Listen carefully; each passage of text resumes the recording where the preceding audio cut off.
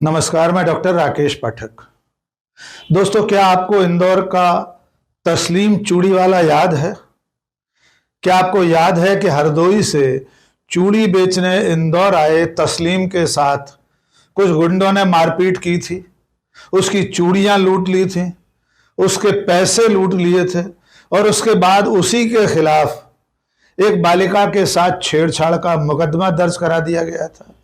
क्या आपको याद है कि तस्लीम चूड़ीवाला 4 महीने के लिए जेल भेज दिया गया था? बड़ी मुश्किल से जमानत पर बाहर आए तस्लीम चूड़ीवाला ने पिछले 3 साल अपने माथे पर एक नाबालिग बच्ची के साथ छेड़छाड़ के मुकदमे का दाग ढोया है। हो सकता है आप लोग भूल गए हों, लेकिन अदालत नहीं भूली और हम नहीं भूले। तस्लीम चूड़ीवाला को इंदौर की जिला अदालत ने तमाम आरोपों से बाइज्जत बरी कर दिया गया है। आइए आपको याद दिलाते हैं। आपको याद होगा 22 अगस्त 2021 को इंदौर के न्यू गोविंद नगर कॉलोनी में, जो कि बाणगंगा थाना क्षेत्र में आता है, वहां हरदोई का रहने वाला तस्लीम चूड़ीवाला चूड़ियां बेचने आया था। तस्लीम हर साल इसी तरह इंदौर में और तमाम शहरों में चूड़ियां बेचने जाता है, लेकिन इस बार उसके साथ जो हुआ वैसा उसके साथ पहले कभी नहीं हुआ था। वो जिस वक्त इस न्यू गोविंद कॉलोनी में चूड़ियां बेच रहा था, तभी कुछ गुंडों ने उसे घेर लिया।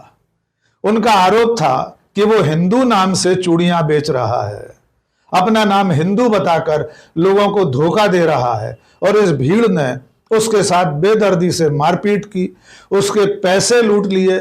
यहां तक कि ये लुटेरे, ये गुंडे, ये बदमाश लगातार ये आवाज लगा रहे थे कि आओ माताओं बहनों, चूड़ियां लूट लो। आइए आपको ये वीडियो आपको दिखा देते हैं जो पूरे देश में वायरल हुआ था। आइए देखिए ये वीडियो। हमारे क्षेत्र में आना मत पड़ा, तू जीवन में किसी भी हिंदू क्षेत्र में मत जाना।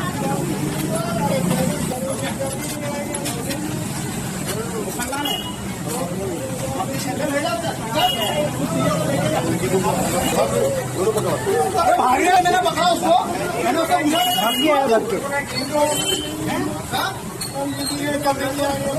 जिंदगी में तू क्या बनेगा, क्या बनेगा, क्या बनेगा तू? हमारी कर रहा, हमारी बहन बेटी वहाँ पहुंच रही है, तुम्हारा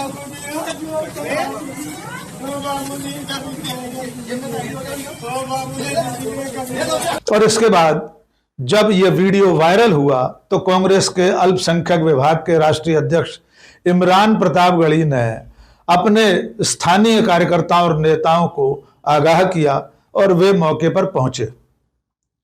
तस्लीम चूड़ीवाला की रिपोर्ट पर अज्ञात लोगों के खिलाफ मुकदमा दर्ज कर लिया गया। उनमें से 3 लोगों को गिरफ्तार कर लिया गया, और जैसे ही इन हिंदूवादियों की, इन बजरंग दलियों की गिरफ्तारी हुई, दूसरे पक्ष के लोगों ने भीड़ इकट्ठा करके थाने का घेराव कर लिया। दूसरे दिन तस्लीम चूड़ीवाला के खिलाफ पॉक्सो एक्ट, 420 एक्ट के अंतर्गत और 9 अन्य धाराओं के अंतर्गत मुकदमा दर्ज कर लिया गया। इसके साथ ही कल तक जो व्यक्ति 22 अगस्त के दिन पिट रहा था सड़कों पर, जिसकी फरियाद पर लोगों के खिलाफ मुकदमा दर्ज किया गया था, 3 लोग गिरफ्तार किए गए थे। उसी फरियादी तस्लीम अली को गिरफ्तार करके जेल भेज दिया गया। इसके बाद मामला पूरे देश में सुर्खी बना, और तब के गृह मंत्री, मध्य प्रदेश के गृह मंत्री डॉक्टर नरोत्तम मिश्रा, मध्य प्रदेश के भारतीय जनता पार्टी के प्रदेश अध्यक्ष विष्णुदत्त शर्मा, प्रदेश की कैबिनेट के मंत्री विश्वास सारंग, इन सब लोगों ने बड़े बड़े लंबे चौड़े और गंभीर बयान दिए। तस्लीम अली को सॉफ्ट आतंकवादी तक कहा गया। इसके बाद इस मामले में सुप्रीम कोर्ट के वकील एहतिशाम हाशमी ने दखल दिया। एहतिशाम हाशमी अब इस दुनिया में नहीं है, लेकिन आज उन्हें याद करना जरूरी है।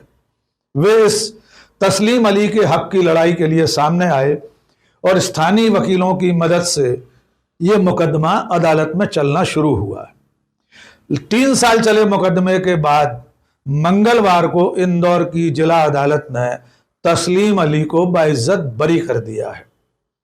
अदालत ने पुलिस द्वारा पेश किए गए तमाम सबूतों को निराधार माना है।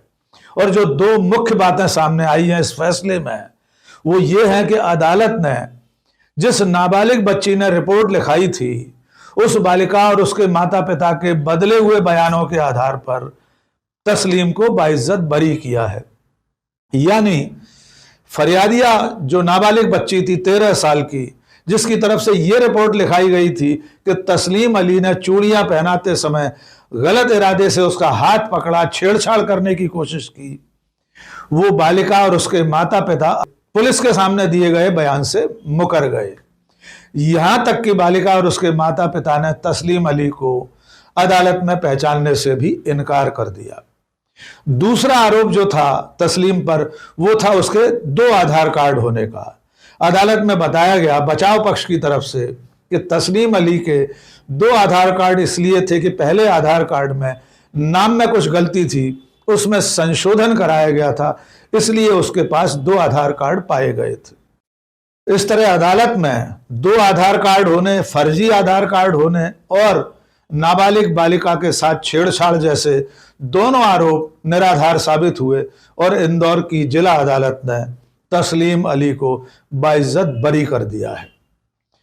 आइए सुनते हैं तस्लीम के वकीलों ने क्या कहा इस फैसले के बाद।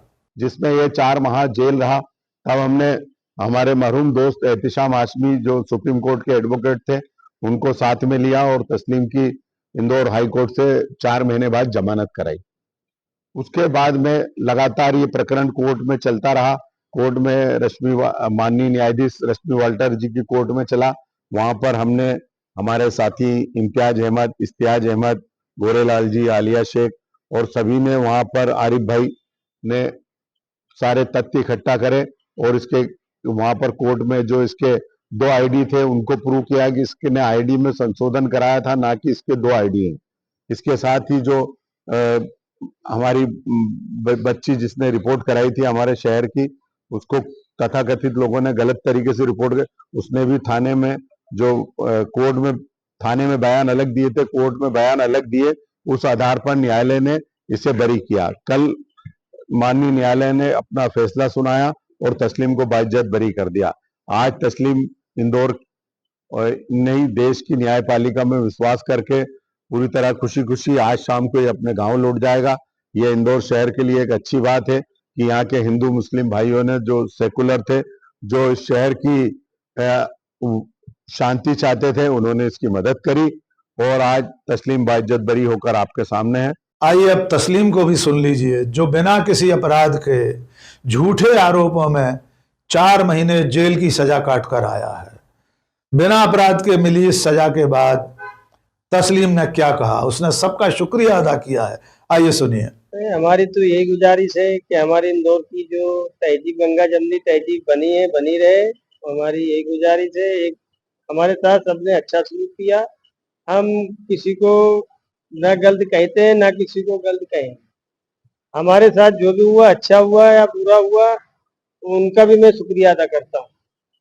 बस हमारी यही गुजारिश है, जिन्होंने हमारी मदद की, शेख अलीम भाई, इम्तियाज भाई, इम्तियाज जली अहमद और साकिया अहमद, और जिनने हमारी मदद की, सब वकील हमारे साथ में हैं। मैं इनका शुक्रिया अदा करता हूँ। तो ये आज कोर्ट में हमें भरोसा था, भारत के संविधान में भरोसा था कि हमें न्याय मिलेगा, तो आज हमें न्याय मिला है। मैं इनका, वकीलों का, शेख अलीम का और इम्तियाज अहमद का, शेख अलीम। तस्लीम बाइज्जत बरी हो गए हैं, लेकिन आपको एक बार फिर वे बयान सुन लेना चाहिए जो उस वक्त मध्य प्रदेश के गृह मंत्री डॉक्टर नरोत्तम मिश्रा, प्रदेश अध्यक्ष विष्णुदत्त शर्मा और कैबिनेट मंत्री विश्वास सारंग ने दिए थे। आइए पहले नरोत्तम मिश्रा को सुनिए, उसके बाद वीडी शर्मा जो भारतीय जनता पार्टी के प्रदेश अध्यक्ष हैं उनका बयान सुनवाएंगे। वे तस्लीम अली को सॉफ्ट आतंकवादी कह रहे थे, वे अपनी बहनों को, हिंदू बहनों को भी सचेत कर रहे थे। आइए पहले नरोत्तम मिश्रा को सुन लीजिए। एक उत्तर प्रदेश के हरदोई के व्यक्ति जो चूड़ी का काम करते थे, ऐसा उन्होंने बताया। वो चूड़ी लेने आए थे। अब चूंकि चूड़ी तो हाथ में ही पहनाई जाएगी, किसी के भी पहना, और वहां से कुछ जो भी विषय उठा, हाथ पकड़ने को लेकर उठा और छेड़छाड़ की ओर चला गया। बेटी ने, जब बहन ने शिकायत की थाना बाणगंगा इसकी जांच भी कर रहा है इंदौर में, जब बिटिया ने शिकायत की तो लोग भी इकट्ठे हो गए, वहां भीड़ भाड़ लगने लगी। और वो जो शंका थी, जब उनके कागज निकले, आधार कार्ड वगैरह दस्तावेज निकले, 3 दस्तावेज पाए गए। जिस व्यक्ति के साथ हाथापाई हुई उस व्यक्ति ने अज्ञात लोगों के नाम से रिपोर्ट डाली, लेकिन पुलिस ने स्वमोटो संज्ञान लिया और नाम में तब्दील किया। उनको नाम में तब्दील करके 3 लोगों की गिरफ्तारी कर ली।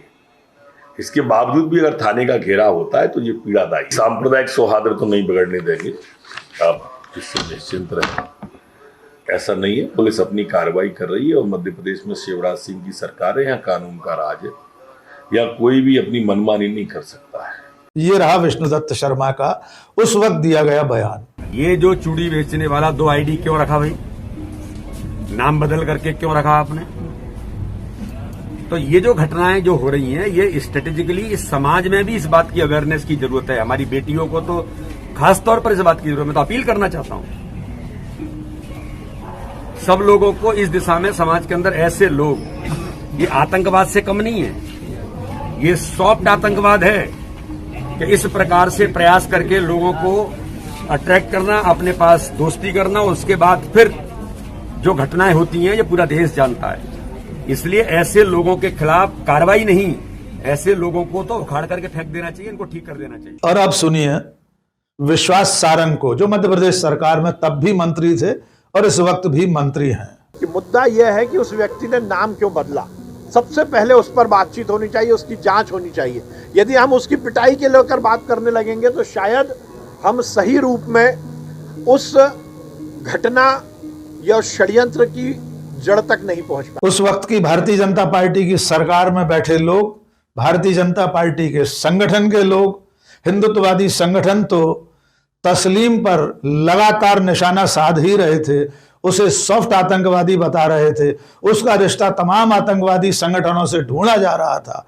इसके अलावा मुख्य धारा का तथाकथित मीडिया भी पीछे नहीं था, उसने भी तस्लीम को घेरने में कोई कोर कसर बाकी नहीं रखी थी। सिर्फ एक चैनल का थंबनेल देख लीजिए, इसमें लिखा है चूड़ी बहाना लव जिहाद निशाना। मानो तस्लीम चूड़ी बेचने के बहाने लव जिहाद पर निकला हुआ था।